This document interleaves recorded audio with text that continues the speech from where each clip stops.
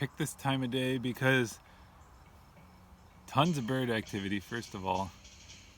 Good lighting and very quiet. So let's hope this. We're going to talk about 2 scents today. Did you just hear that bird? Oakmoss and patchouli. So stay tuned for patchouli. I'll put the timestamps in the bottom. Pinky promise. What is oak moss? I think of oak moss. I think it's got to be moss from an oak tree. No. So far, everything is that I've thought has been totally wrong. Everything I'm learning is 100% something new I've never known. So oak moss, it's actually a lichen. I believe a lichen might even be a werewolf. I've heard of that. We'll do some research.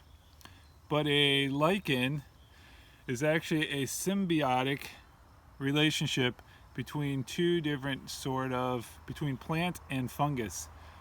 Crazy thing to know that mushrooms are not even plant. They are their own kingdom. So this is part of the Fungi Kingdom.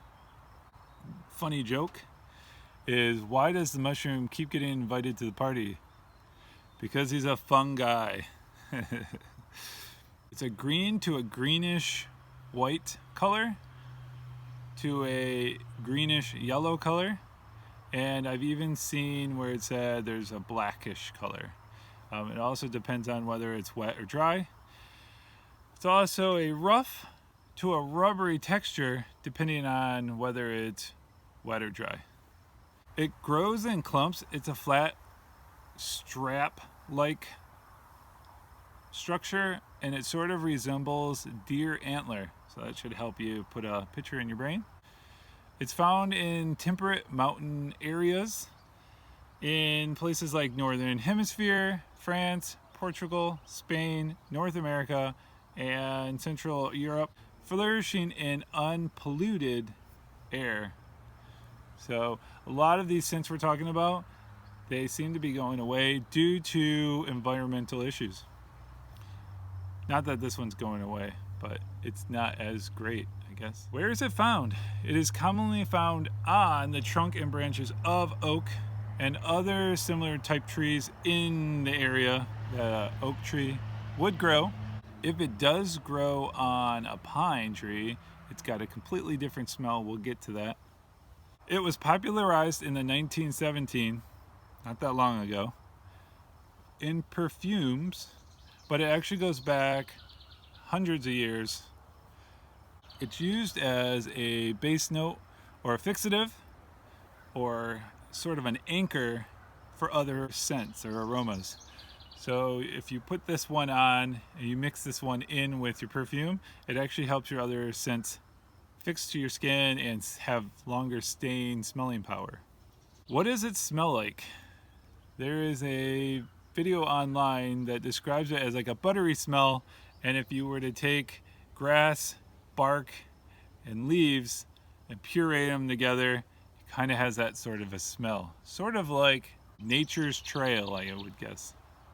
It has a woodsy, sharp, and slightly sweet, but I'm gonna say it must be real slightly because I love sweet, sweet, sweet things. It also has an earthy, sensual, with sensual hints of musk and amber. And if you want to know more about musk and amber, check out my other videos in this playlist. If the moss grows on a pine tree, it can have the smell of turpentine, like a turpentine smell, which is actually another prized smell for oak moss. It is in the family of Fougere and Chypre. Hopefully I said that okay. Fougère. I believe it's like a French word. A lot of perfumes come from France. Interesting note on oak moss. I guess there's a little bit of controversy, maybe not. It actually has been blacklisted by the International Fragrance Association, the IFRA, for its potential irritant. In Europe, after they found this out, it could only be used in 0.01% in your perfumes. People really had an attachment to it, so they had to find alternatives, the synthetics.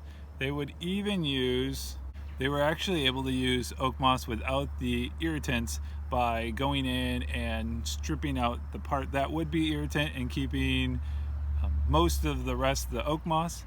But then it wasn't quite what people remembered it as, so they could bump that smell up using celery seed. Very interesting stuff. And you might think oak moss. I think of oak moss because I believe there is a brand, something like oak moss for hunting clothing. So I think of it as like what a hunter would wear to go out to get that deer. It might not be a bad idea, but it's actually used in both perfumes and colognes. So a lot of these scents that are surprisingly, you would think one, is it female or male? I like to know those things. It's used in a lot of, depending on the varying amounts, it's used in a lot of male and female perfumes and colognes. Got my friend the crow behind me. Believe the other one's a blue jay. Trying to like learn these local birds. I always knew crow. All right, we're going to talk about patchouli. I've heard this one as a love or hate. Let's find out some more about patchouli. Actually, the funny thing is, if you look up patchouli on YouTube, you're mostly going to find patchouli essential oils, and they all talk about how do you use essential oils or what's it used for. We'll get a little bit of that at the end, but I like to always kind of go with, first of all, what is it? How is it used in perfume? What does it smell like? Sort of things. So patchouli, it comes from two words. I do not want to get into all the technical words, but meaning green leaf. Green leaf. It is from the family of mint or dead nettle. Dead nettle, that's a funny word. It sounds like Harry Potter guy. It is a plant reaching 2.5 feet tall, and it has a pale pink flower that you can recognize it by. A picture shown currently. It is cultivated in places like China and neighboring Eastern Asian countries, Indonesia, also South America, and even the Caribbean. You can kind of think of it as being a tropical plant. It likes the warmth. This is really interesting. It has been used for centuries as in perfume, but also as insect repellent. And they would actually, when they were shipping clothes from India, they would slip in some patchouli to keep the moths away. From moths like to eat clothing. It actually became a smell associated with luxury back then. So it's an insect repellent that would be perfect for this time of year in summer. And it is also used in alternative medicine. A lot of people that talk essential oils kind of gets into that realm. And you might even smell it in things such as laundry detergent, modern uses, laundry detergent, and household air fresheners. So there's a good chance you've actually smelled patchouli. They get the scent from extracting the oils from the leaves using a process called distillation. Basically, they take all the leaves, throw it into this pot, and they cook it. They boil off all the water, and what you're left with is a really strong concentrate of the plant's oils. All right, what does it smell like? They say it's a very heavy, strong scent, so only a little bit is needed to go a long ways. Don't overdo it. So heavy and strong, also spicy and woodsy, slightly sweet like the oak moss, musky, earthy. It has an earthy aroma, and it's been said to smell like it's straight from the earth. Actually, that's the reason why hippies liked it, because it was very earthy, grounded, of Mother Nature, because it is nature, linked with hippies from the 1960s era. More so than an article I read said it's linked with hippies more so than any other scent. It is the smell of the flower child era, and actually they believe that patchouli was used a lot of times to mask the smell of Mary Jane. So you might think Mary Jane as being the smell of hippies. Patchouli, they still have tiebacks to the hippie era. Actually, beards are pretty close to what a hippie would wear as well. I found a video, I just watched a bit of it, but it was talking about the essential oils of patchouli, and it talked about has a calming effect, kind of lessens in anxiety.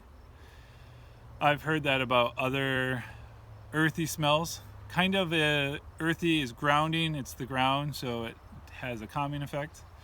If you're stressed, you can smell a little, put a little bit on your wrist and give it a smell. Somebody described it as self-love, which I find really funny because I would be like, what is exactly self-love? I think of things. Funny because I made a video the other day and I said I use beard oil just for myself. And so really that would be an act of self-love. So anything you do for yourself that makes you love yourself even more, self-love. And then I've seen this in a couple different areas. They said patchouli has a way of attracting others, and it works a little differently if it's on a man or a woman. It attracts the opposite sex to you. So maybe you want some patchouli, a little patchouli in your life. And then, fun fact, I had this guy. I love this guy. I love the smell of this guy. So in 1985, He-Man, the He-Man line of toys, had a character called Stinkor. Stinkor had patchouli oil mixed in with the plastic of the character. So Stinkor supposedly smells just of patchouli. Interesting. You'll see a picture of Stinkor. And that concludes the 2 scent smells we're doing today. Eventually I would love to get to oud, talk about oud. Right, if you like this video, give it a like, drop a comment. Did you learn something today? Did you already know this? Either way, man, you just get to listen, or woman, you get to listen and enjoy. So have a good one. Everything is wet out here, and hopefully it looked and sounded good.